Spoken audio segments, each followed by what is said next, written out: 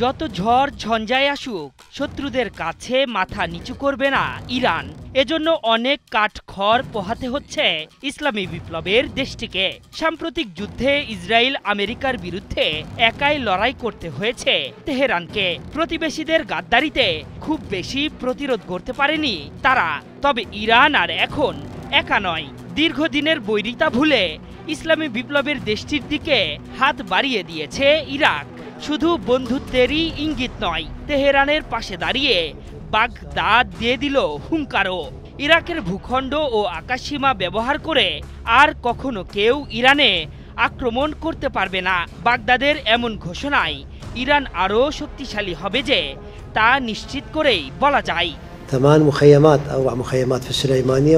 তুরস্কের সংবাদ মাধ্যম আনাদুলু এজেন্সি জানিয়েছে, সোমবার ইরানের ভূখণ্ডে দাঁড়িয়ে ইরাকের নিরাপত্তা কাউন্সিলের উপদেষ্টা কাসিম আল আরাজি বলেছেন, বাগদাদ এখন থেকে নিজেদের ভূখণ্ড ও আকাশ ব্যবহার করে ইরান ও প্রতিবেশীদের হুমকির মুখে পড়তে দেবে না। এ ব্যাপারে তেহরানের সাথে নিরাপত্তা চুক্তি করেছে বাগদাদ। এ সময় তার পাশে ছিলেন আয়াতুল্লাহ খামেনির বিশ্বস্ত বন্ধু। স্কিন শুষ্ক রুক্ষ হয়ে যাবে বলে কি বাইরে যাবে না? জাস্ট 1 2 3 4 করো, স্কিনটাকে রিভাইভ করো। ও ইরানের সর্বোচ্চ নিরাপত্তা কাউন্সিলের সেক্রেটারি আলী লারিজানি। এর আগে গত আগস্টে ইরানের সাথে নিরাপত্তা ইস্যুতে সমঝোতা স্বাক্ষর লিপিতে স্বাক্ষর করেছিল ইরাক। দায়িত্ব নেয়ার পরপরই সে সময় ইরাকে সফর করেছিল আলী লারিজানি। ওই সফরের সময় আলী আরাজি বলেছিলেন, আঞ্চলিক স্থিতিশীলতা ও নিরাপত্তা হুমকি এড়াতে ইরানের সাথে ঘনিষ্ঠভাবে কাজ করছে ইরাকের সরকার। গত জুনে তেহরানে ইসরায়েলে অতর্কিত হামলার পরপরই জাতিসংঘের নিরাপত্তা পরিষদে আনুষ্ঠানিকভাবে নিন্দা জানায় বাগদাদ। মূলত ইরাকের আকাশসীমা ব্যবহার করেই তেহরানে হামলা চালিয়ে দেশটির পরমাণু বিজ্ঞানী, জ্যেষ্ঠ সামরিক কর্মকর্তা ও বেসামরিক নাগরিকদের শেষ করে দিয়েছিল তেল আবিব।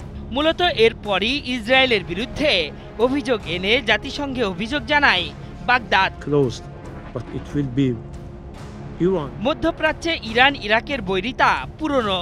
শিয়া সুন্নি দ্বন্দ্বের কারণে লম্বা সময় দুই দেশের মুখোমুখি সাক্ষাৎ বন্ধই ছিল। তবে এবার যেভাবে দুই দেশ একে অপরের কাঁধে হাত রাখল, তাতে রাতের ঘুম হারাম হবে পশ্চিমা ও তাদের মিত্রদের। দুই দেশের দ্বন্দ্বে এতদিন শত্রুরা ফায়দা লুটেছে। তবে তেহরান বাগদাদের বন্ধুত্বে এখন সেই পথ বন্ধ হবে তো বটেই, উল্টো তারা ভয়ের মধ্যেই দিন কাটাবে। বিশেষজ্ঞদের মতে, ইরানের পাশে দাঁড়িয়ে ইরাক নিজেদের ভূখণ্ডকে নিরপেক্ষ রাখার যে প্রতিশ্রুতি দিয়েছে তা শুধু কূটনৈতিক ভাষাই নয়, বরং আঞ্চলিক নিরাপত্তা ভারসাম্যের এক গুরুত্বপূর্ণ বার্তা। এদিকে চলতি বছরের মাঝামাঝি সময়ে নিজেদের ভূখণ্ডে একজন মার্কিন সৈন্যও থাকতে পারবে না বলে হুঁশিয়ারি দিয়েছিল ইরাক সরকার। তাদের এমন ঘোষণার পরপরই রীতিমতো নড়েচড়ে বসে মার্কিন প্রশাসন। The era of rampant and ridiculous shaving profiles is done. Ashraful Islam, ৭১।